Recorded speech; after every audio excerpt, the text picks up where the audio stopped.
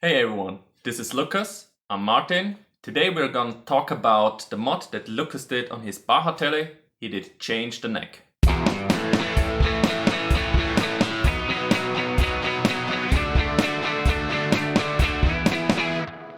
So Lukas, changing a neck often isn't really an inexpensive mod. How much did you pay for this? So the neck was 289 euros. I have to add that currently this guitar neck costs 321 euro at Thomann. And for a reference for the US viewers, the US dollar price is $399 at Sweetwater. Then I bought Fender locking tuners with vintage buttons. There's the thumb wheel on the back and they are staggered, which is really nice because you don't need a string tree then. They cost me 75 euro and the US dollar price is 86 bucks. And last but not least, a Graphtec Tusk XL nut for Fender guitars, which was around 15 euro, and the US price is 14 bucks, 14 US dollars.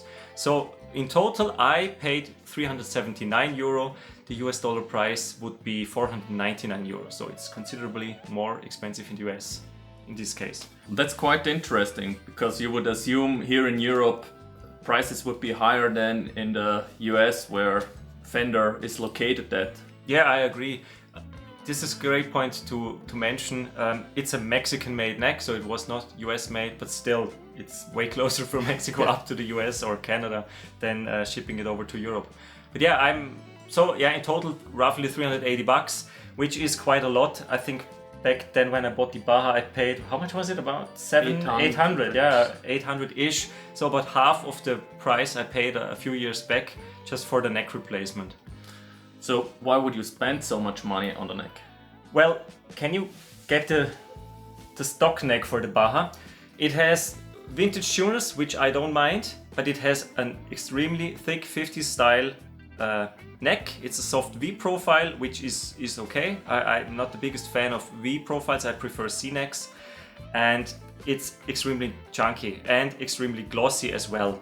And I just couldn't really bond with it. I prefer a satin neck, satin feel back here, and I prefer thinner necks as well and C shapes in general. And this one ticked a lot of the boxes. It's a roasted maple neck with I think it's one piece, yeah? There's no maple fretboard on top, so it's a one piece roasted maple neck. It has 22 frets, jumbo frets I have to mention as well. I mean, I would be okay with medium jumbo as well. I don't really need jumbo frets, but they play nicely and I enjoy them.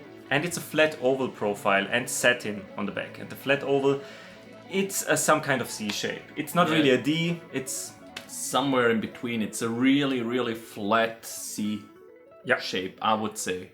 And overall, it's relatively skinny. And it's 12-inch radius. The stock neck was 9.5. Overall, I would say it's quite a modern Tele neck. You did change the nut. Was there one coming with the neck?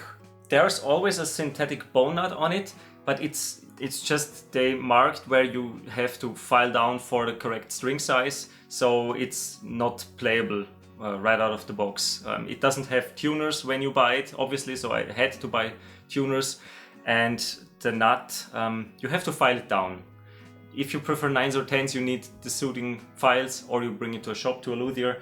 And if you prefer 11s or maybe 12s, you need obviously different string or different files for that. So yeah. And with the Graphtec nut, I just basically had to sand it down a little bit on all sides to fit it in. It was pre-slotted. It was pre-slotted, exactly. And it's self-lubricating, the Tusk material.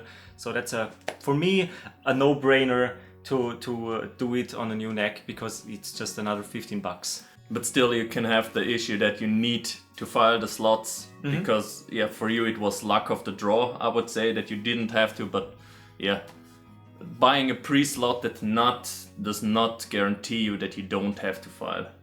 That's true. The nut, so.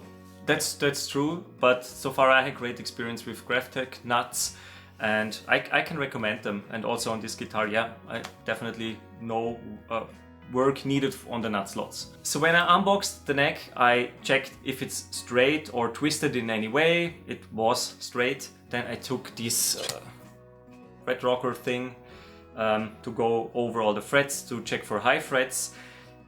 The frets were not perfect. There was a slight amount of rocking at some parts, but I just thought I give it a try. And yeah, more on that later. Then, of course, I looked at the frets, how polished they were, and the fret ends as well. Overall, I would say they were good. They were not very good, they were not excellent, but they were good. Far better than on the Meteora Player Plus. I would say about the same quality than the Baja neck in terms of frets and fret ends. And the finish, I checked that as well. If there are any finish flaws or any dents or scratches or tool marks or something like that, I didn't notice any. So quality control on this neck was pretty good. So I was happy there. Then I had to install the tuners, which I assumed were drop-in, because if you're familiar with Fender necks, you often have these two small holes and the big one where you put this part through. This part. The post. The post, exactly, where the post go through.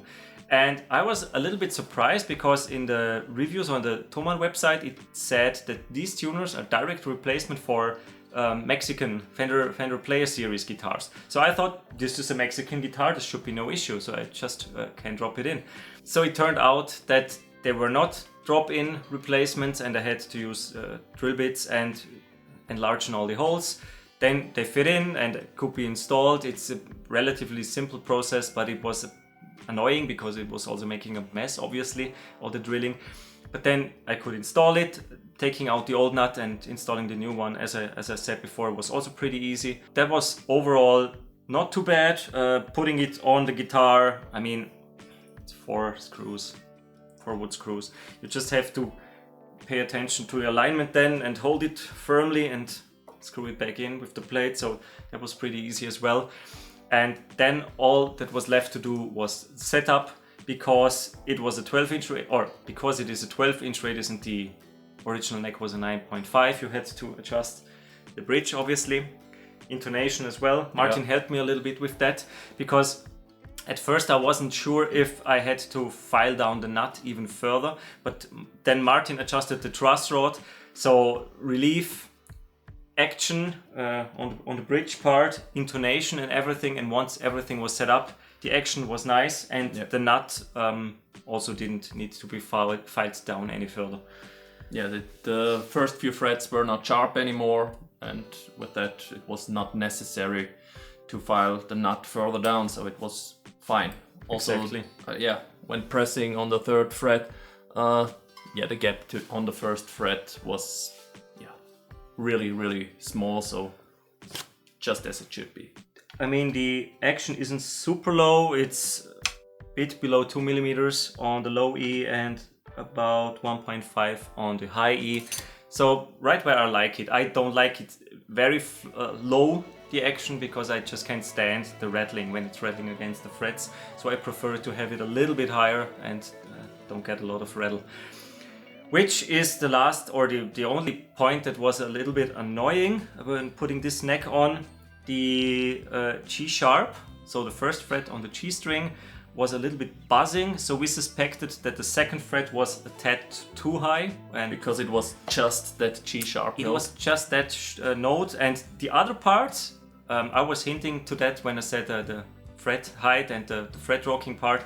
It was pretty much only this part. I mean, it was a little bit of rocking back here as well, but it's not noticeable. Definitely not through an amp, and if you're playing it unplugged, also not really noticeable. So it was just this part, and here I just sanded it down with, what did I use? 400 or 600 grit sandpaper? 600 grit. Yeah, 600 grit, and you remove only very little material, very little of the fret wire. So I was filing it down, checking again, filing it down, and yeah, eventually it turned out great, and I don't have any issues now with the neck. So Lukas, after changing the neck, have you playing this guitar more? Yeah, I definitely enjoy more now this way. I mean, it was just, as I mentioned, I just didn't like the original Baja neck that much, and this just feels great. I prefer it.